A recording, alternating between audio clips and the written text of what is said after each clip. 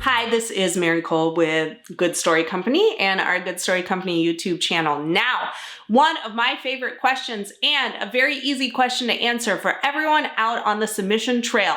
What does a literary agent cost? And the answer is, sing with me if you can, and I definitely can't sing. Nothing, nothing, nothing, nothing. Embarrassing enough? Okay.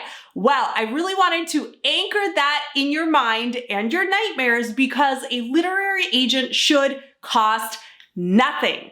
Not until they sell for you. So we have heard scandals of publishers, literary agencies charging reading fees, sort of taking a look at your manuscript for a charge, doing some kind of annual contract. All of these things have been tried by shady shifters who just want your money because writing is very emotional. We get very invested in our projects and somebody tells us exactly what we want to hear, which is, oh, I'll represent this, or, oh, I'll take an extra close look at it. I just need a reading fee or an annual fee or a contract fee or a maintenance fee or whatever. And that is bunk.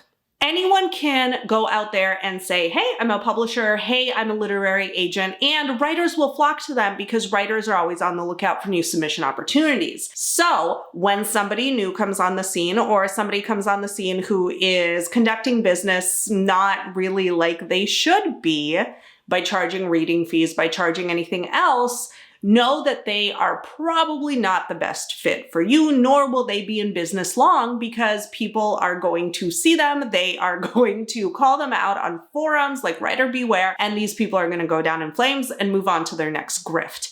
So a literary agent worth their salt and worth working with, or a publisher worth their salt and worth working with. So it's kind of a two-part question. For the agent side, they will charge a commission only after they sell for you. It is a commission-based sales job. They sell, they take 15%, which is standard, or for sub-rights, 20 to 25% is standard because a lot of agents work with co-agents sort of as a team, and the commission has to be split among more parties than just the one. So only after they sell something and the publisher, if it's a traditional publisher making a royalty deal, sends the check to the agency, they take their cut, they forward the rest to you. Not before, after. Publishers, if you are working with a traditional publisher, sometimes they offer an advance, sometimes they offer royalties only, but the money moves in one direction, from the publisher to you.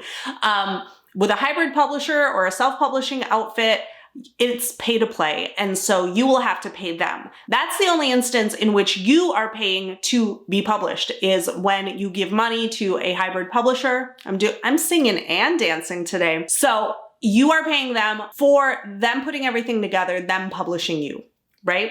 So the money moves this way when you are working with a hybrid publisher, with a self-publisher, with a traditional publisher, and an agent, the money is flowing from them to you. So you need to be 100% clear. If a publisher offers you a publishing contract and then they say, okay, that'll be $6,000, some alarm bells should go off in your head. Hey, this is a profit publisher. It is not an advance or royalty-based traditional publisher. This is a hybrid or self-publisher. They're offering me a contract, but I'm paying to play. If that's what you intended, huzzah, you got your contract.